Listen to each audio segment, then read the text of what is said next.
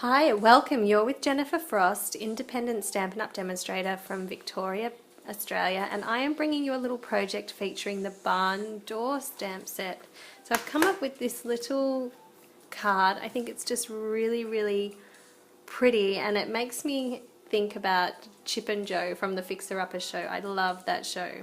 Alright, so I've got a white folded card base, and I'm going to put on my absolute new favourite textured embossing folder, which is this one here. It's called Subtle, and you'll see that we used to have a textured cardstock in our catalogues. See if I can get that closer. And you can't get that textured cardstock anymore, but now you can make your own textured cardstock, and I'm just loving the effect and the very subtle texture that brings to a project. I'll focus back down on our card again. I didn't like that. There we go. That's better. And I've just put some adhesive tape on the back. I'm going to pull that off and position that to the front of the card. I've just bordered it on the card front, leaving a little border around the edges. And the next thing I'm going to add is a little strip of DSP. So these have come from the Coffee Cafe Designer Series paper packs, which will be on sale now with the retiring list being available. And I'm running my nail along this edge. If you don't have a nail, I think there are some distresses and things you can buy, but I just want a little rough edge. I'm going to do that again. Then I want to attach that to this little green and white striped piece, and I'm having it poke out just a little bit on a bit of an angle, and then I'm sitting that on my card front. I'm going to use my other card there to give me an idea of how far up to come. Got a little bit of that adhesive, I'll fold that under there. There we go. So that's some of our base prepared. Now I'm going to show you the lovely barn door. So I've used the Wood Textures DSP, the Designer Series paper stack. It's a 6x6 cardstock pack full of these gorgeous timber look panels, and I've gone with one that's got a little bit of a yellowy brown tone to it. You can see I've cut a couple already from here. When I'm cutting rectangles or pieces from cardstock, I try and stay as much as I can to the edges because I don't want any of it to be wasted, and I reckon there's just enough room here for another door. So I'm using Archival Black. This is an ink that will retire very soon. Stampin' Up! Were feeling a bit concerned that they weren't getting the quality that they like associated with their brand from this particular product. So it's going off the collection for now until they resolve that. But I've still got mine, and I find mine gives me a nice clean, crisp black look. So I'm going to line that up in the bottom corner here. Give it a nice firm press. And I have a barn door with lots of timber texture. Sometimes you've got one side that's a little lighter than the other, but I'm happy with how that's come up, and I'm going to cut that now, but not with my scissors. I have some dies that match in with this particular stamp set. Oh, I've pulled them out already, but this is the rectangle shaped die that's perfect for that door. So I've got my magnetic plate. Put that paper on, and I'm going to run that through. So there we have it. I've got the door cut from that paper. You can pop it on any way that you like. I'm going to pop it this way, and now I need my little black elements. So I've got a piece of black cardstock here, and I've got these little die pieces. So this is our door handle. These are the little wheel gear mechanisms that run along the cross of the door, top of the door. You've got two of those, which is awesome, so that you only have to run everything through the Big Shot one time. Before I do that though, what I'd like to mention is sometimes it's a good idea, if you use an adhesive like I do, a tape adhesive, to run that along there, and then run all of that through. So I might run another bit of tape. Let's put that where you can see it. I'm going to run another bit of tape along this edge as well. So I know that I've got tape on this edge here and along the top. I'm going to put that down in place. I'm going to put this long one here, and those smaller pieces I just have, here we go, 1, 2, 3 smaller pieces. And because they're so small I keep dropping them, here we go. I'm going to pop those along the top where that other piece of adhesive was. Sometimes the magnets in my magnetic plate wiggle around a little bit. See if we can find a good spot for those.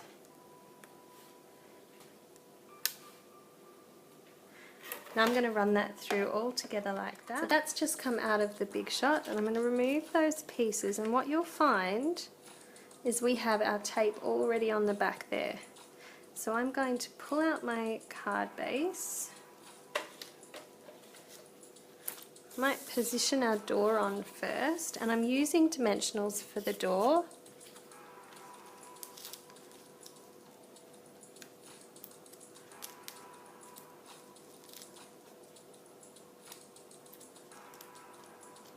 Take those little backs off.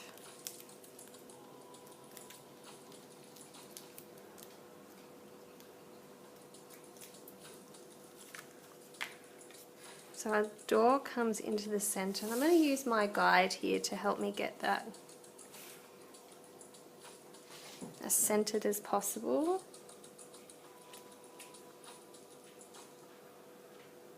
And as straight as possible. Now that I've got that in place, I'm going to put this little black rail. I've taken the tape off the back there, and I'm sliding that. I want it to come out a little bit on this side. Excuse me, I'm hitting it with my head because I'm trying to see in there. And along here.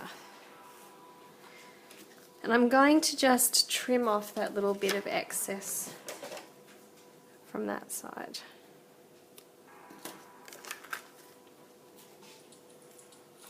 Now, you'll remember that I cut those along the top knowing that that's where the adhesive would be. So I'm going to peel out the little door handle and peel that little backing off and stick that down in place there. And now I'm going to do the same with our little mechanisms here.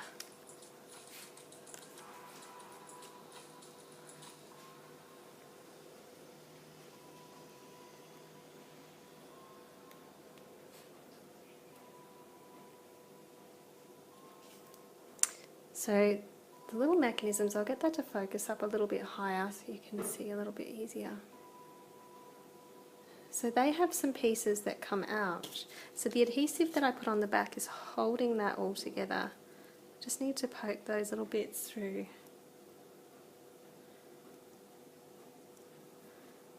And there's another little dot up this side.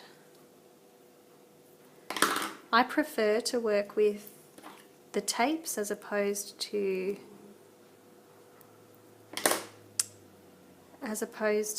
liquid glues, but if you prefer your liquid glue, you can definitely use that instead. And that's what I've done on this card. I've used my, I don't know if you can see that, I've used a strip of the fine tip glue pen, but as you can see, like, bits always end up coming out. This is much cleaner for me. So I'm going to go ahead and stick that other little piece on just as I've done, and then I'll show you the sentiment. So I've put those pieces together and I've set that aside now while we work on the sentiment panel. I've got this piece of Very Vanilla, and it's been cut with the Lots of Labels Framelits die shape.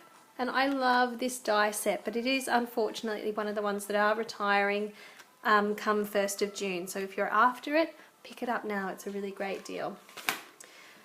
So I've got this piece and I haven't die cut the whole panel. I only needed this side with the one little decorative edge. And I've got the May Your Troubles Be Less and Your Blessings Be More sentiment. I've got the archival ink again. And I'm going to ink that up and position that pretty close to the front of my label there. And pop that in place. Now that's sitting nice and flat. Just popped a little bit of ink on my finger, so I might go wash my hands up before I smush that all over my project. But that's going to go on there, and I'm going to sit it nice and flat. But before I do, I've just got a little bit of black twine that we're going to add on. Alright, so I've popped a little tear and tape adhesive here where I want to secure a few loops of this black twine. I'm going to tidy up the end of that a little bit and pop that in here.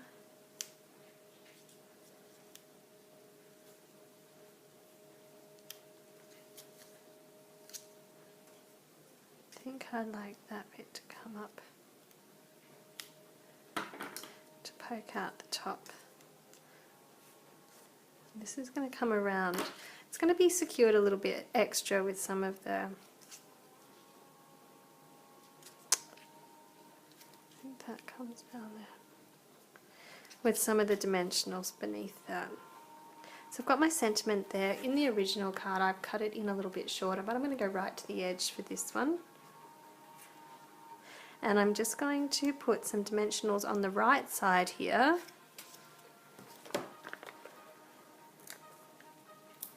Where is that going to sit? Or maybe just one dimensional there on the right side.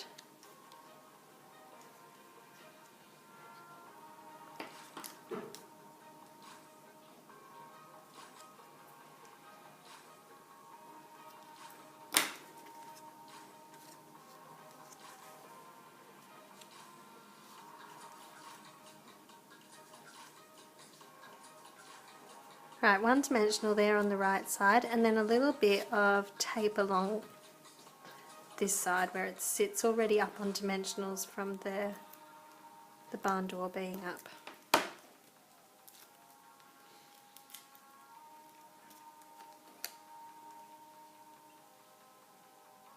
So the last little element that I've got is a die cut piece. So these are all the pieces from the Petals and More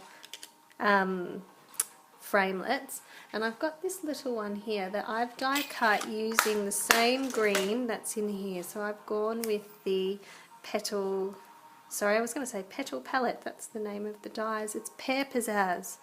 So I've got that here, and I'm going to use a little bit of liquid glue, the fine tip glue pen, to hold that in place. Now I'm conscious that I only really want, move it a bit more to the center so you can see, just want a few little dots down on this side because it's sitting a little bit off that label. I'm just going to smudge them in here with my finger so that when they sit on the card they're not going to bubble out.